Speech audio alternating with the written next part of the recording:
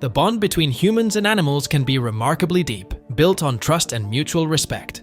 For Johnson, a rural police officer, this bond became a lifeline. One day, a group of wolves led him and his partner to a hidden spot in the forest. What they discovered there was disturbing. The story begins with a man named Johnson, a dedicated police officer caught in a harrowing situation. The night was eerie, with wolves howling mournfully in the distance. Johnson felt a wave of nausea as he struggled to accept the unfolding nightmare in his village. But to understand his current struggle, we must rewind to the start of his career. But before we go into more depth, don't forget to subscribe to the Wildlife Stories. We are aiming for 1,000 plus likes on this video, so be sure to like it. Let's continue the story. When Johnson first joined the police force, he dreamed of tackling big city crimes. Instead, he was sent to a quiet rural village with few criminal cases. His new cabin was tiny and plain, and he felt disappointed. However, as time went by, Johnson began to see the village's charm. He discovered the beauty of the countryside and the warmth of its people. What initially seemed like a setback turned into a fulfilling experience. Johnson found joy in assisting the villagers and grew to love the tranquil life he had once dreaded. It became clear that this quiet village held its own kind of reward. After a year, Johnson was offered a transfer to a new location, but he had grown deeply attached to his current post. He felt this was where he truly belonged. Although the police were mainly responsible for the safety of the villagers, they also took on the important task of protecting the wildlife in the national park. The park had no rangers, sanctuaries, or animal control services, so Johnson took his duties seriously. Living so close to the forest, he felt a strong bond with the animals and wanted to keep them safe. One night, disaster struck. Poachers, looking to hunt illegally, had entered the forest. These poachers were ruthless and showed no concern for anyone or anything. Johnson was suddenly awakened by the sound of gunshots. He quickly grabbed his gear and headed into the forest. Poachers were dangerous and often worked in groups, so he had to be very careful.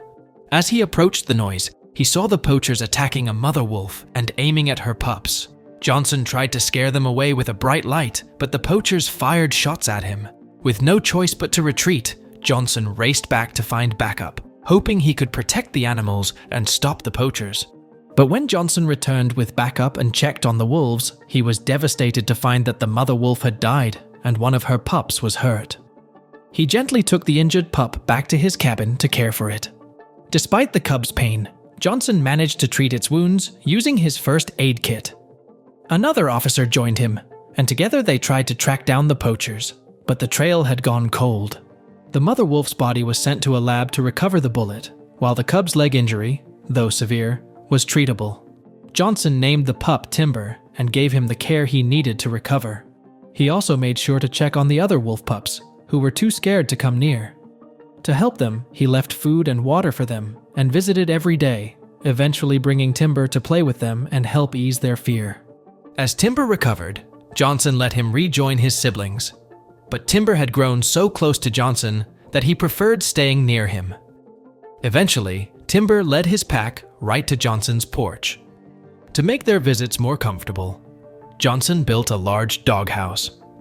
While most of the pups stayed wild and kept their distance from people, Timber became used to Johnson's care. He even let Johnson help with changing his bandages and removing stitches. As time went on, Timber and his pack grew bigger and stronger. Timber was fully healed, and the pack began spending more time in the forest, sometimes for days or even weeks. They would eventually come back home. Some members of the pack started their own families and had pups, occasionally bringing them to the den Johnson had built. Timber often waited by the door, eager for attention and showing his strong bond with Johnson. Meanwhile, Johnson faced growing challenges. Crime was on the rise in the villages he watched over. Shops were being robbed, supplies were vanishing, and people were getting hurt. The once peaceful community was now filled with danger, and Johnson was deeply worried. With limited resources and several villages to protect, the police had to come up with a new plan. They set up mobile patrols to keep a constant presence and fight back against the rising crime. One evening, Johnson and his partner were on patrol when they stumbled upon something unexpected. The road ahead was blocked by Timber and his pack of wolves, who refused to move. Johnson, knowing how special his bond with the wolves was, decided to approach them. Timber grabbed Johnson's pants and tugged, clearly signaling that he wanted them to follow. Trusting Johnson's instincts, his partner prepared their firearms, and they followed the wolves into the forest. The wolves led them to a clearing that was both shocking and disturbing. This hidden spot, rarely visited by people and far from hiking trails, had been used for something illegal. The clearing was filled with cages holding various animals: bears, wolf pups, and wild cats. There was a tree with a dead animal hanging from it, and tables were scattered with skins, knives, and bullets. The scene was heart-wrenching. The sight of so many stolen animals was a painful reminder of the cruelty they faced. Although the poachers were nowhere to be seen, their dark presence was unmistakable.